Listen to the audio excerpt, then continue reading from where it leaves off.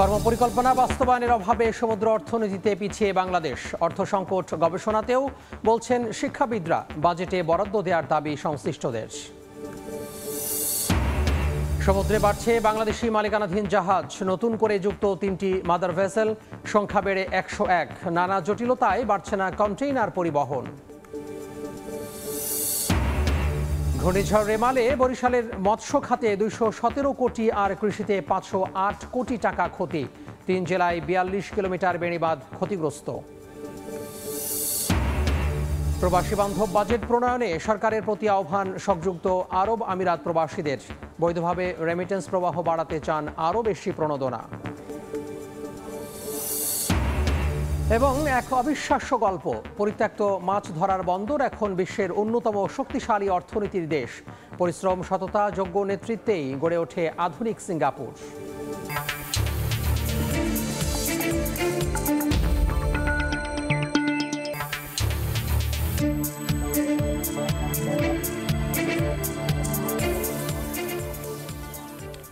দেখছিলেন শিরোনাম। আমন্ত্রণ জানাচ্ছি দেশ ও দেশের বাইরের অর্থ বাণিজ্যের নানা খবর নিয়ে আমাদের নিয়মিত আয়োজন এ সময়ের বাণিজ্যে। আর আপনাদের সঙ্গে আছি আমি তোহা খান তামিম। সমুদ্র বিজয়ের 1 দশক পার হলেও কর্মপরিকল্পনা বাস্তবায়ন না হওয়ায় সুনীল অর্থনীতিতে পিছিয়ে পড়ছে বাংলাদেশ। পর্যাপ্ত অর্থের অভাবে গবেষণাতেও সংকট বলছেন শিক্ষাবিদরা। এতে অভ্যন্তরীণভাবে সম্পদ ব্যবহারের পাশাপাশি রফতানিরও সুযোগ হারাচ্ছে বাংলাদেশ। টেকসই অর্থনীতি গড়ে তুলতে এ খাতের জন্য আসন্ন বাজেটে বরাদ্দ দেওয়ার দাবি জানিয়েছেন সংশ্লিষ্টরা। কাজল আব্দুল্লাহর রিপোর্ট। 2013 সালে স্থলভাগের মতো বঙ্গোপসাগরেও 1,18,813 বর্গ কিলোমিটার এলাকায় একচ্ছত্র অধিকার নিশ্চিত করে বাংলাদেশ, যা প্রাকৃতিক সম্পদ অর্জনে নতুন মাইল ফলক। কিন্তু 1 দশকেও কাজে লাগানো সম্ভব হয়নি বিশাল জলরাশির এই অজানা সম্পদ। তথ্য অনুযায়ী সুনীল অর্থনীতির বর্তমান আকার $1.5 ট্রিলিয়ন মার্কিন ডলার, যা 2030 সালে উন্নীত হবে 3 থেকে 3.5 ট্রিলিয়নে। অন্যদিকে বিশ্ব অর্থনীতির $88 ট্রিলিয়ন ডলারের মধ্যে 24 ট্রিলিয়নই আসে সমুদ্র থেকে। পরিসংখ্যান যখন এমন, তখন সাগরের নিজস্ব সীমানায় বাংলাদেশ শুধু টোনা মাছ আহরণ করে 7 লাখ মেট্রিক টন, যা সক্ষমতার 1%-ও কম। খাত বিশেষজ্ঞরা বলছেন, দায়নে কাজ না করায় কাঙ্ক্ষিতভাবে উপকারে আসছে না অধিকারে থাকা বিশাল সমুদ্র। বিভিন্ন দেশের দ্বীপে যে সায়েন্টিস্টদের সাথে দেখেছি, তারা সমুদ্র থেকে প্রতিনিয়ত কিছু না কিছু তথ্য সংগ্রহ করে নিয়ে আসে। তো আমাদের ব্লু ইকোনমিরও তো এই ধরনের ফিজিক্যালি হ্রাস করার কথা ছিল, আমরা তো সেই রকম দেখছি না। শিক্ষাবিদরা মনে করেন, সমুদ্র সম্পদ আহরণ ও গবেষণায় পর্যাপ্ত বরাদ্দ না থাকলে অর্থনীতিকে বেগবান করার বিপরীতে সমৃদ্ধ এসব সম্পদ ব্যবহারে পিছিয়ে পড়বে বাংলাদেশ। এই সমুদ্রকে এক্সপ্লোর করতে গেলে, জানতে গেলে আমাদের তো এই হাতিয়ারগুলো লাগবে। আমরা সমুদ্র যেতে না পারলে দূরে থেকে তো আমরা এটা এক্সপ্লোর করতে পারবো না। জাতিসংঘের খাদ্য ও কৃষি সংস্থার তথ্য অনুসারে বিশ্বে প্রতি বছর 8.44 লাখ টন সামুদ্রিক খাবার আহরণ করা হয় সাগর থেকেই। সঠিকভাবে পরিকল্পনা বাস্তবায়ন করা গেলে 2030 সাল নাগাদ এ খাত থেকে প্রতি বছর $2.5 লাখ কোটি আয় করতে পারবে বাংলাদেশ। কাজল আব্দুল্লাহ, সময় সংবাদ, ঢাকা। কয়েকদিনের ব্যবধানে 3টি সমুদ্রগামী মাদার ভেসেল রেজিস্ট্রেশন করিয়ে চমক সৃষ্টি করেছে বাংলাদেশের 3টি শিপিং প্রতিষ্ঠান। প্রাথমিক রেজিস্ট্রেশনে মেঘনা গ্রুপের মেঘনা সেঞ্চুরি পাচ্ছে 100তম স্থান।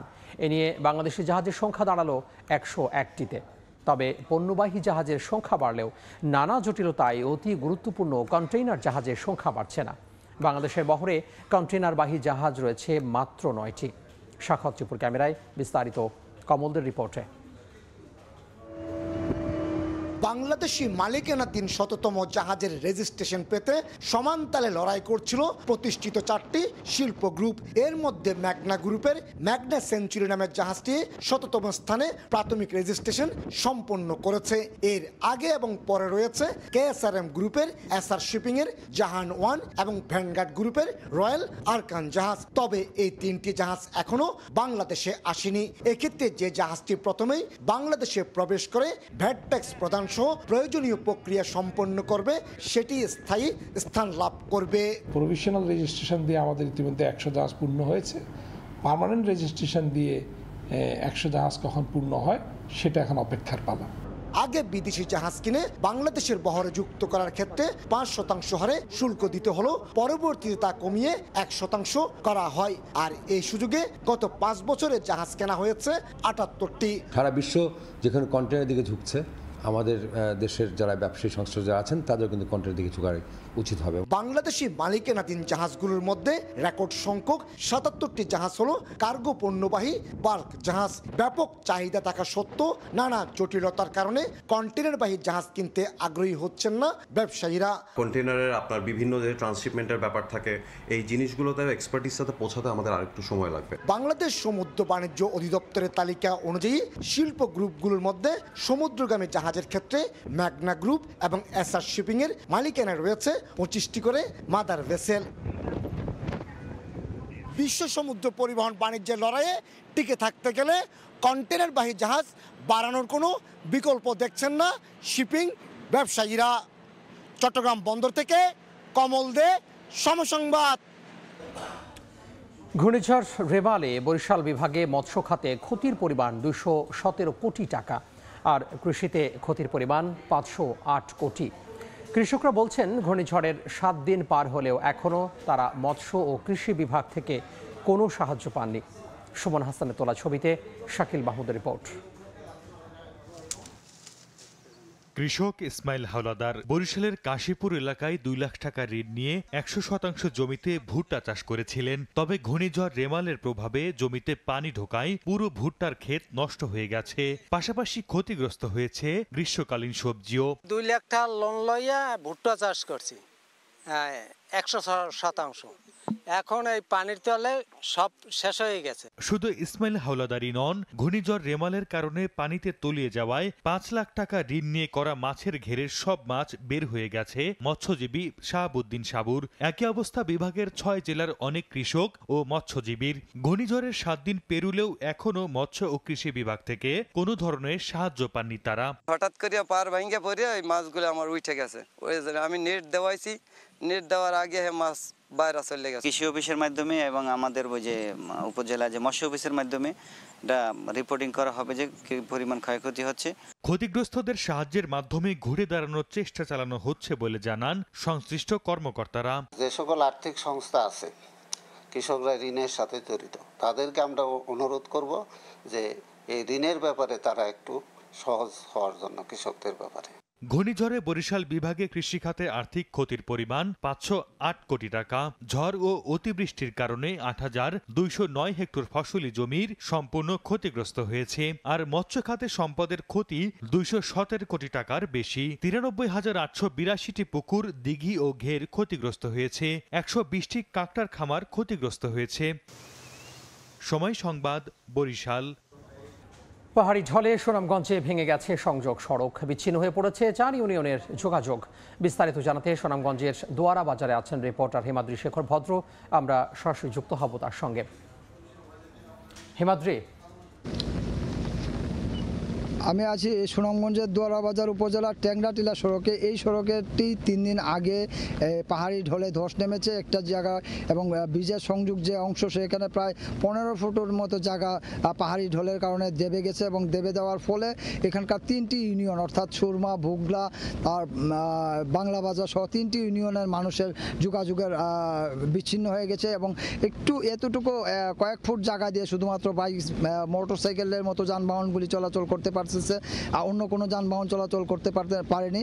কিন্তু এটা হলো সুনামগঞ্জের দোয়ারাবাজার উপজেলার এই 3টি ইউনিয়নের দোয়ারাবাজারের যোগাযোগের অন্যতম একটি সড়ক, এবং এই সড়কটি গেল কয়েকদিন যাবৎ যে পাহাড়ি ঢল নেমেছে সেই পাহাড়ি ঢলের কারণে সড়কের যে সংযোগ সড়ক অংশ, সেতুর যে সংযোগ অংশ, সেই অংশটুকু ভেঙে এই একটা গর্তের সৃষ্টি হয়েছে। ফলে এখানকার সিএনজি চলাচল বন্ধ রয়েছে এবং অন্যান্য গাড়ি চলাচল বন্ধ রয়েছে। শুধুমাত্র মোটরসাইকেল, ভাড়াটে মোটরসাইকেল যেগুলি আছে সেগুলি চলাচল করে। এবং আমরা গত রাত্রে থেকে দেখছি এখানে সুনামগঞ্জে মুষলধারে বৃষ্টি হচ্ছে। গেল কয়েকদিনে যে পরিমাণ পানি কমেছে এবং সেই পরিমাণ পানি বা তারও অধিক পানি এখন বেড়ে গেছে। আপনারা দেখতে পাচ্ছেন যে আমার এক পাশে রয়েছে নাইন্দার হাওরে মধ্যভাগে ট্যাংরাটিলা সড়ক এবং অন্য পাশে রয়েছে সুরমা নদী, পুরোটাই পানিতে সয়লাভ হয়ে আছে। আমি এখানকার লোকজনের সাথে কথা বলেছি, তারা জানিয়েছেন যে গত রাত্রে বৃষ্টি এবং আজকের পাহাড়ি ঢলে এখানে প্রায় 1 হাতের মতো পানি বৃদ্ধি পেয়েছে, এবং এই বৃষ্টিপাত কিন্তু অব্যাহত রয়েছে। এই বৃষ্টিপাত অব্যাহত থাকার ফলে এখানকার যে গ্রামীণ জনপদ, সেই গ্রামীণ জনপদের বিভিন্ন জায়গায় পানি ঢুকে গেছে এবং গ্রামীণ যে মেঠোপথ সেগুলিও অনেকটা ডুবে গেছে। আমরা কথা বলেছিলাম এখানকার লোকজনের সাথে, তারা জানিয়েছেন যে এই অবস্থা বৃষ্টি না কমলে, অর্থাৎ পাহাড়ি ঢল এবং বৃষ্টি যদি না কমে, তাহলে এই অবস্থা থেকে উত্তরণের কোনো সুযোগ নেই।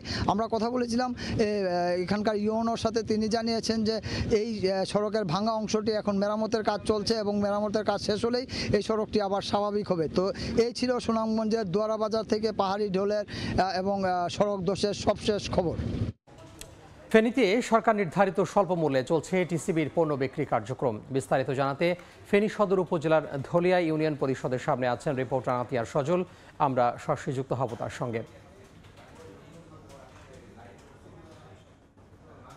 কর্পোরেশন অফ বাংলাদেশের পক্ষ থেকে, মানে টিসিবির পক্ষ থেকে সারা বাংলাদেশের যে সরকার নির্ধারিত স্বল্প মূল্যে পণ্য বিক্রির কার্যক্রম চলছে, তারই ধারাবাহিকতায় ফেনীতেও সেই কার্যক্রমটি চলমান রয়েছে। এবং ফেনী জেলার সদর উপজেলার আমরা রয়েছি ধলিয়া ইউনিয়নে। এখানে টিসিবির পক্ষ থেকে স্বল্প মূল্যে যে দ্রব্যমূল্য নিয়ন্ত্রণ রাখার জন্য সরকার যে নির্ধারিত মূল্যে পণ্য বিক্রি সেই কার্যক্রমটি চলছে। এবং আপনাকে যদি বলি, এই কার্যক্রমের আওতায় কিন্তু ফেনীর 44টি ইউনিয়ন পরিষদ এবং 5টি পৌরসভার 60,026 জন সুবিধাভোগী কিন্তু এই সুবিধাটা পাচ্ছে। প্রতি মাসেই কিন্তু এই সুবিধাটা তারা পেয়ে থাকে। আজকে টিসিবির পক্ষ থেকে কিন্তু 5 কেজি চাল এবং 2 কেজি মসুর ডাল এবং 2 লিটার সয়াবিন তেল দেওয়া হচ্ছে 470 টাকা মূল্যে।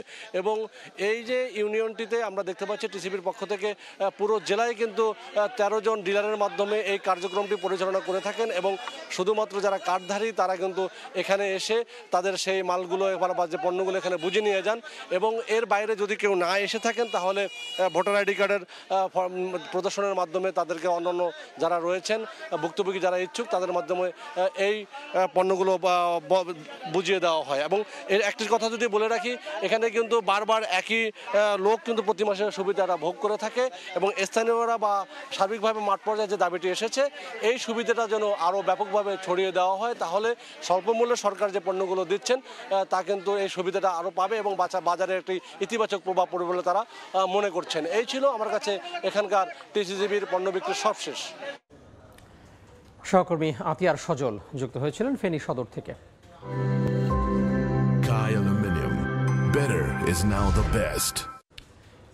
হ্যালো পয়সার মাধ্যমে ইসলামী ব্যাংকের ক্যাশ রেমিটেন্স গ্রাহকরা আফ্রিকা ও ইউএই থেকে রেমিটেন্স পাঠিয়ে জিতে নিতে পারবেন ফ্রিজার।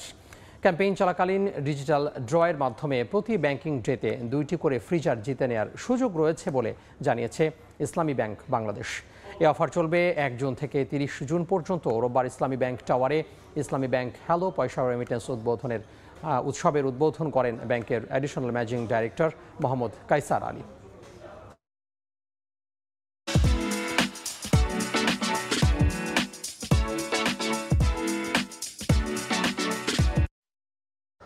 ঝামেলাহীন বাজার করতে দিন দিন সুপার শপে বাড়ছে ক্রেতার আনাগোনা। এক জায়গায় প্রায় সব ধরনের পণ্য পাওয়ায় জনপ্রিয়তা বাড়ছে এ ধরনের কেনাকাটায়। পাশাপাশি মোবাইল ব্যাংকিং বা কার্ডে মূল্য পরিশোধের সুযোগ আর ক্যাশব্যাক থাকায় জনপ্রিয় হচ্ছে ডিজিটাল লেনদেনও।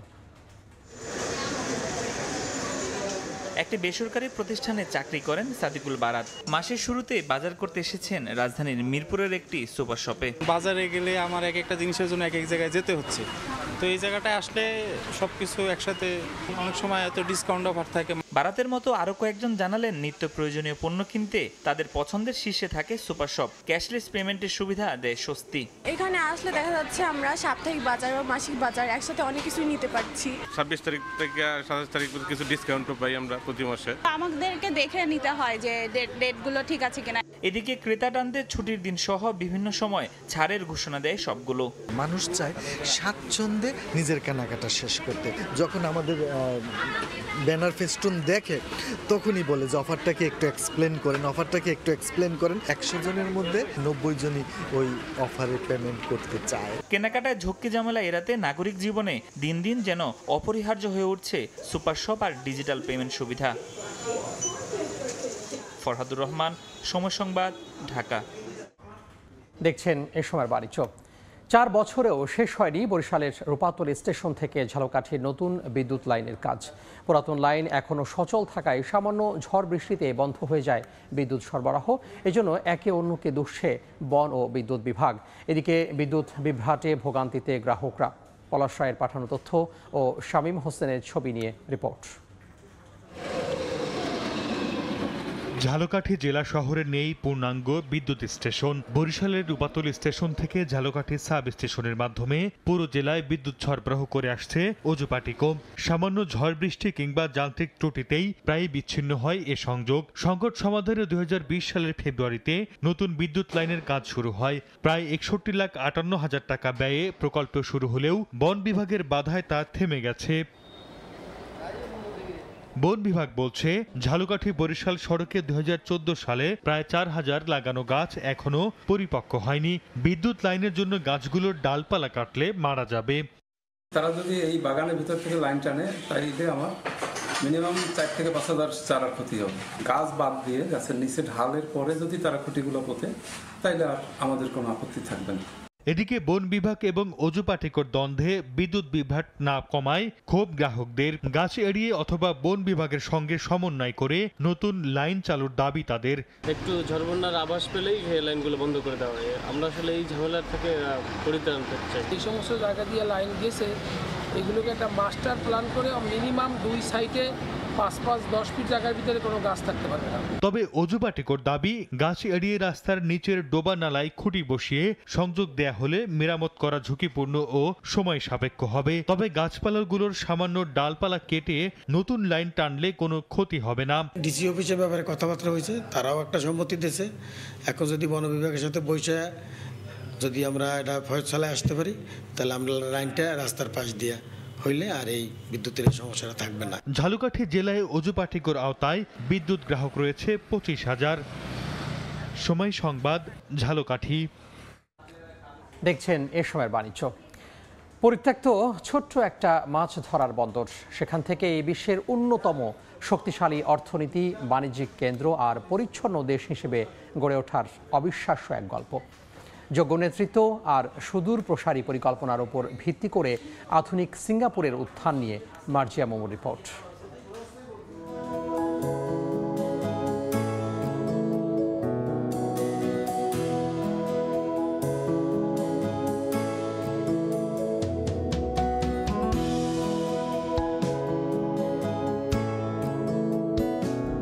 দারিদ্রতায় জর্জরিত অপরাধীদের আস্তানা হিসেবে কুখ্যাত একটি মাছ ধরার বন্দর। 3 দশকের ব্যবধানে যা এখন বিশ্বের অন্যতম বাণিজ্য কেন্দ্র, ধনীদের আবাসস্থল, সবচেয়ে ব্যয়বহুল শহর। চোখ মেললেই ধরা পড়বে ঝকঝকে স্বচ্ছ নীলাকাশের নিচে সবুজের সমারোহ, চোখধাঁধারও বিশাল সব অট্টালিকা, আধুনিক নির্মাণ শৈলী আর স্থাপত্যের নিদর্শন। বলছি দক্ষিণ পূর্ব এশিয়ার দ্বীপরাষ্ট্র সিঙ্গাপুরের কথা। 1963 সালের 31 আগস্ট ব্রিটিশরা 716 বর্গ কিলোমিটার আয়তনের সিঙ্গাপুরকে মালয়েশিয়ার হাতে তুলে দেয়। ওই বছরের 16 সেপ্টেম্বর সিঙ্গাপুরের বাসিন্দাদের মালয়েশিয়ার অধীনে যেতে হয়। তবে মালয়েশিয়ার কেন্দ্রীয় সরকার সিঙ্গাপুরিয়ানদের নিজেদের নাগরিক না মনে করায় উন্নয়নের ছোঁয়া খুব একটা লাগে না। এমনকি ঝামেলা মনে করে গরিব সিঙ্গাপুরিয়ানদের 1965 সালের 6 আগস্ট মালয়েশিয়া থেকে আলাদা করে দিয়ে পৃথক রাষ্ট্র গঠন করতে বাধ্য করা হয়। কোনো ধরনের প্রাকৃতিক সম্পদ ছাড়া শুধুমাত্র নিজের বেকার জনসংখ্যা, যাদের প্রধান পেশা মাছ ধরা, তাদের নিয়ে যাত্রা শুরু করেন সিঙ্গাপুরের প্রথম প্রেসিডেন্ট লি কুয়ান ইউ। প্রথমে মেধাবী মানুষদের দিয়ে দেশের অবস্থা পরিবর্তনের জন্য দীর্ঘমেয়াদী পরিকল্পনা করেন প্রেসিডেন্ট লি কুয়ান ইউ। নিরলস পরিশ্রম, সততা, যোগ্য নেতৃত্ব আর কঠোর শৃঙ্খলাকে পুঁজি করে আস্তে আস্তে দারিদ্রতা থেকে বের হয়ে আসে সিঙ্গাপুর, হয়ে ওঠে বিশ্বের অন্যতম শক্তিশালী অর্থনীতি, বাসযোগ্য দেশ।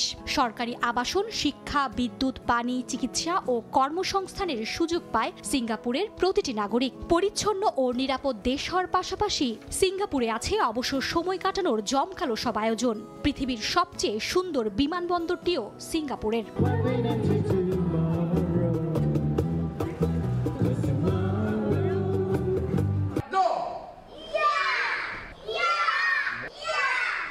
স্কুলে বুলিং, সড়কে দুষ্ট মানুষদের খারাপ আচরণ কিংবা অতর্কিত যে কোনো আক্রমণ থেকে আত্মরক্ষার কৌশল শিখছেন ছোট্ট শিশুরা। শুধু কারাটে, জুডোর মারপ্যাচ নয়, বক্সিং, স্যাভেজ, মুয়ে থাই, উয়ুংচু, জুজুৎসু, রেসলিং, গ্র্যাপলিং সব ধরনের আত্মরক্ষার কলা কৌশলের মিশেল ক্রাভ মাগা ক্লাসে প্রশিক্ষণ নেয়া সিঙ্গাপুরের শিশু কিশোরদের জন্য প্রাত্যহিক বিষয়।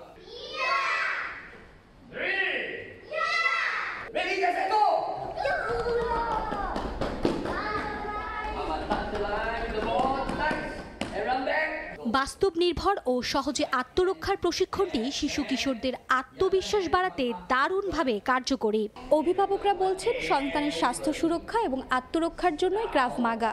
সিঙ্গাপুরে 4 বছর বয়সী প্রায় প্রতিটি শিশু আত্মরক্ষার প্রশিক্ষণ নিয়ে থাকে।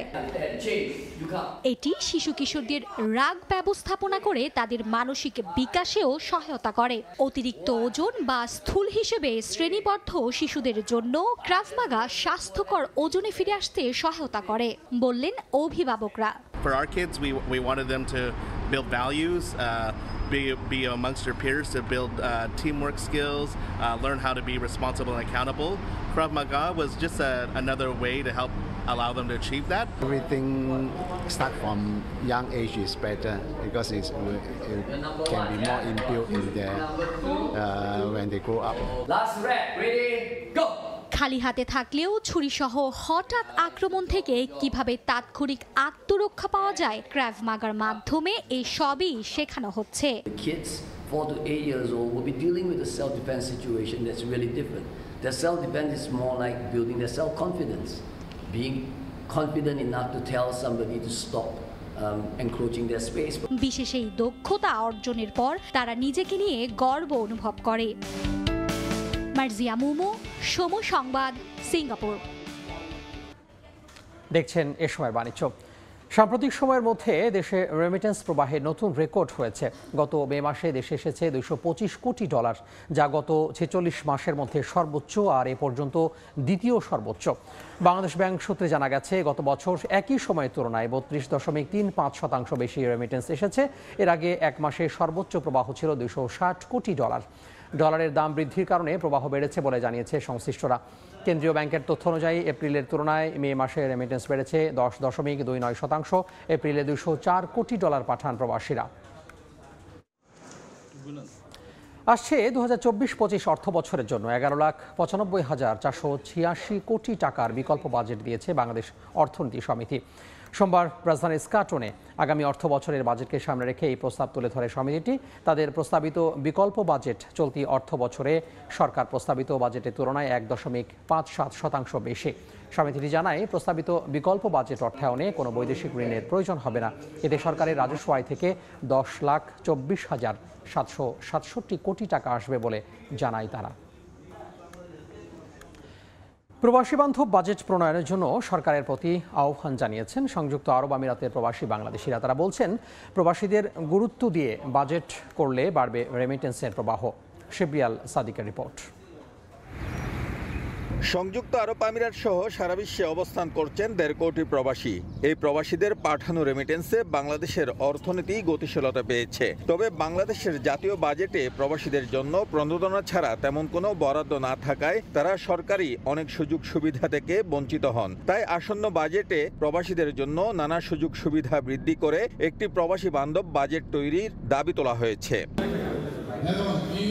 প্রবাসীরা আবেদন জানান, বিদেশে নানা বিপর্যয় ও দুর্ঘটনায় ক্ষতিগ্রস্ত রেমিটেন্স যোদ্ধাদের দায়িত্ব যেন সরকার বহন করে। প্রবাসী শ্রমিকদের ছেলেমেয়েদের পড়াশোনায় সরকার যেন বৃত্তি প্রদান করে। প্রবাসীদের মরদেহ বিনামূল্যে দেশে পাঠাতে যেন ব্যবস্থা নেওয়া হয়। আমরা বিদেশিদের জন্য একটা সুন্দর বাজেট করবে, যেটা আমাদের প্রবাসীদের অনেক সময় প্রবাসীরা অনেক বিপদের সম্মুখীন হয়, সেই বিপদের সময় যেন কাজে আসে।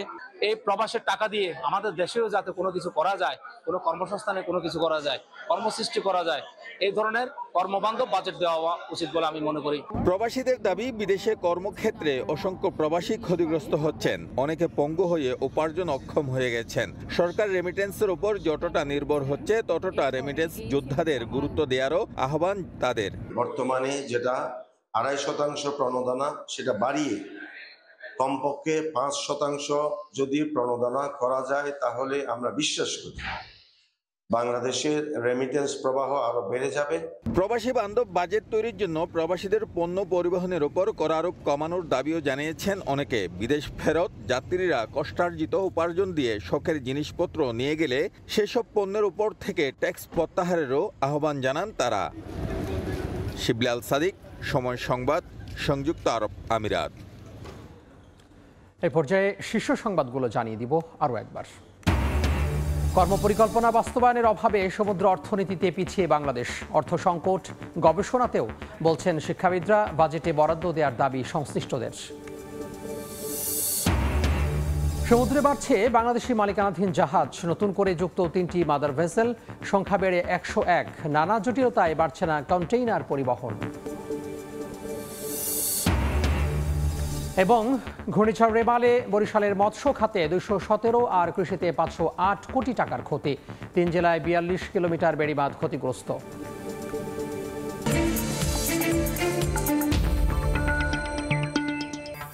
এই ছিল এ সময়ের বাণিজ্যে। এরপর সময় সংবাদ নিয়ে সঙ্গে থাকবেন সহকর্মী ছোঁয়া খন্দকার। ধন্যবাদ তামিম।